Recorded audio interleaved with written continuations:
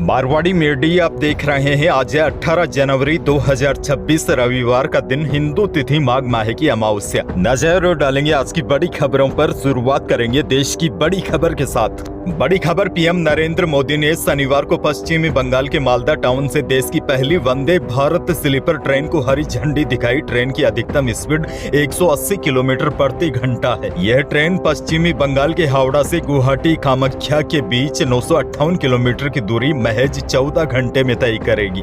Train की कुल यात्री क्षमता 1128 बताई जा रही है। और देखिए, स्लीपर ट्रेन के थर्ड एसी का किराया 2300 रुपए तय किया गया है। सेकंड एसी का किराया 3000 रुपए होगा और फर्स्ट एसी का किराया करीब 3600 रुपए है। और बड़ी जानकारी आपको बता दूं, इस ट्रेन में कवच safety system, modern toilet, modern battery के साथ ही आरामदायक कुशनिंग की गई है। दरअसल वैसे वंदे भारत ट्रेनें तो पहले ही चलती थी, लेकिन उनमें आप सोकर यात्रा नहीं कर पाते थे। अब देश की पहली स्लीपर वंदे भारत ट्रेन की भी शुरुआत हो चुकी है।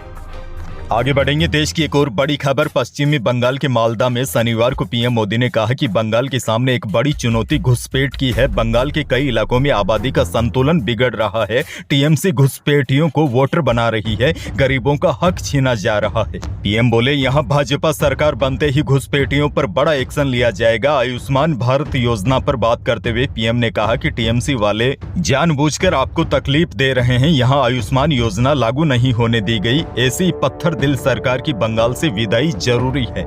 बहरहाल आगे बढ़ जाते हैं। राजस्थान से बहुत बड़ी खबर। पिछले पंचायत चुनाव में खर्चे का ब्यौरा नहीं देने वाले पंच सरपंचों के दोबारा चुनाव लड़ने पर रोक लग सकती है। और बड़ी बात तो यह है, राज्य चुनाव आयोग ऐसे प्रत्याशियों की सूची मांगने के लिए जल्द ही जिला कलेक्टरों को दिशा निर्देश भी जारी कर सकता है। आयोग के नियमों के अनुसार चुनाव लड़ने वाले सभी प्रत्याशियों को खर्च का विवरण देना अनिवार्य है। ऐसा नहीं करने पर 3 साल तक चुनाव लड़ने पर रोक लगाई जा सकती है। प्रदेश में मार्च अप्रैल में पंचायती राज चुनाव संभवित है, यानी कि पंच और सरपंचों वाले चुनाव काफी नजदीक है। और इस बार चुनाव नए नियमों के साथ होगा। वैसे आपको बता दूं, सुप्रीम कोर्ट ने राज्य सरकार से 15 अप्रैल 2026 तक पंचायत चुनाव कराने के निर्देश दिए हैं।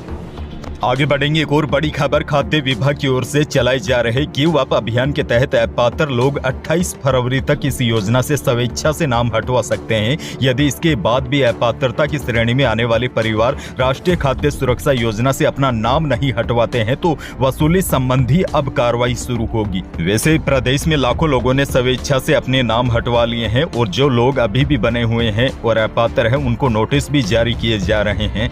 सरकार ने एक बार फिर चेतावनी दी है। अभियान के तहत सरकारी कार्मिक, आयकर दाता, 1 लाख से अधिक वार्षिक आय, 4 पहिया निजी वाहन वाले अपात्र श्रेणी के परिवारों को स्वेच्छा से राष्ट्रीय खाद्य सुरक्षा योजना से नाम हटवा लेना चाहिए। इसके साथ ही सरकार ने विभाग को आदेश दिए हैं कि अपात्र परिवारों की जांच कर उन्हें चिन्हित करे और अपात्र परिवारों को योजना से बाहर किया जाए।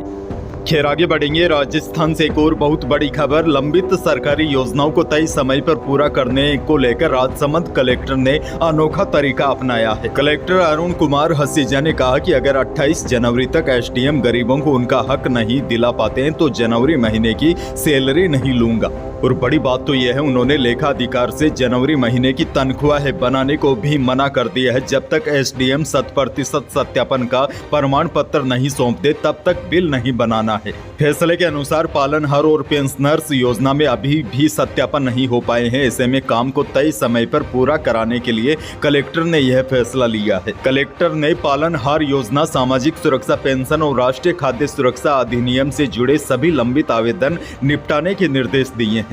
कलेक्टर ने कहा, जिन बच्चों के सिर से पिता का साया उठ चुका है उनका पालनहार सत्यापन हर हाल में 28 जनवरी तक पूरा हो जाए। अच्छा, आप कई भाइयों के कमेंट भी आते हैं कि पालनहार योजना का पैसा कब आएगा, तो देखिए आपको बता दूं, अभी सत्यापन यानी कि केवाईसी का काम कई जगहों पर बाकी है। इसी वजह से पालनहार योजना का पैसा रुका हुआ है। इसीलिए कलेक्टर ने सभी योजनाओं से जुड़े लंबित आवेदन निपटाने के निर्देश दिए हैं।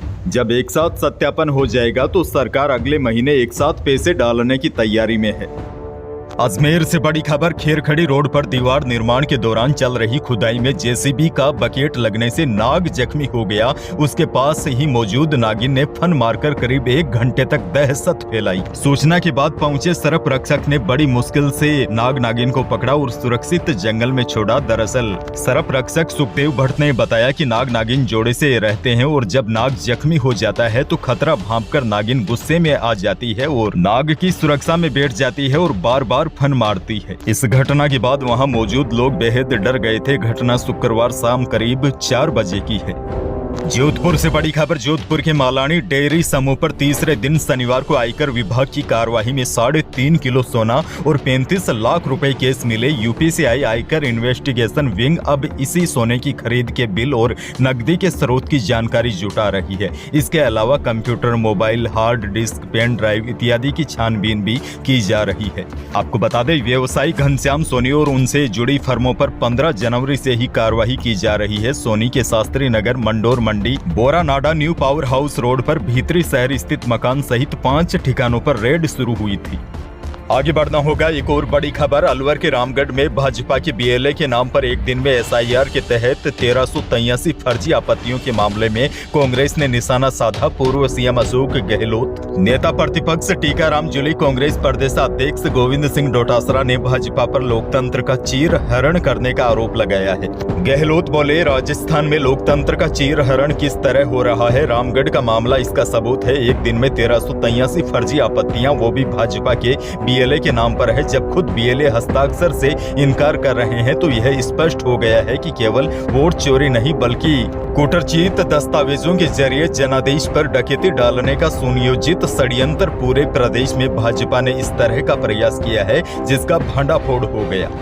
अच्छा, एक और बड़ी खबर देखिए। राजस्थान कर्मचारी चयन बोर्ड ने 2759 पदों के लिए ड्राइवर भर्ती परीक्षा का रिजल्ट भी जारी कर दिया है। भर्ती परीक्षा में शामिल उम्मीदवार बोर्ड की आधिकारिक वेबसाइट पर जाकर अपना रिजल्ट चेक कर सकते हैं। राजस्थान कर्मचारी चयन बोर्ड अध्यक्ष आलोक राज ने कल ही इसके बारे में जानकारी दे दी थी। दरअसल 23 नवंबर 2025 ड्राइवर भर्ती परीक्षा हुई थी। इस परीक्षा में कुल 1,48,000 से ज्यादा अभ्यर्थियों ने रजिस्ट्रेशन करवाया था। एक और बड़ी खबर देखिए। मेवाड़ की धरा पर इन दिनों अफीम के खेतों में सफेद फूलों की चादर बिछी हुई है। फसल अपने यौवन पर है, लेकिन इस सफेद सोने की चमक ने किसानों की रातों की नींद उड़ा दी है। फसल को चोरों, आवारा पशुओं और नशेड़ी तोतों से बचाने के लिए किसानों ने अब पारंपरिक तरीकों को छोड़कर हाईटेक सुरक्षा घेरा तैयार कर लिया है। ओडा क्षेत्र के किसान अब घर बैठे अपने खेतों की निगरानी कर रहे हैं। उन्होंने खेत की मेड़ पर सोलर पैनल और सीसीटीवी कैमरे लगाए हैं और तकनीक ऐसी तैयार की है, अगर रात में भी अंधेरे में भी कोई परिंदा खेत की तरफ भटकता है तो मोबाइल पर तुरंत अलर्ट का मैसेज आ जाता है।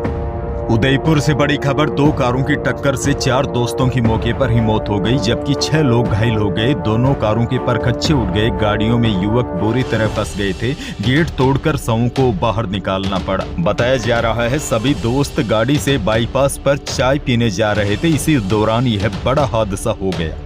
सोने और चांदी के भावों पर एक नजर डाल लेते हैं। वायदा बाजार की तेजी के असर से जयपुर सराफा बाजार में शनिवार को भी दोनों कीमती धातुओं में तेजी देखी गई। चांदी 1,000 रुपए बढ़कर 2,89,000 रुपए प्रति किलो पर पहुंच गई। शुद्ध सोना भी 300 रुपए तेज होकर 1,45,500 रुपए प्रति 10 ग्राम रहा और 22 कैरेट यानी कि जेवराती सोना भी 200 रुपए बढ़कर 1,36,000 रुपए प्रति 10 ग्राम पर पहुंच गया।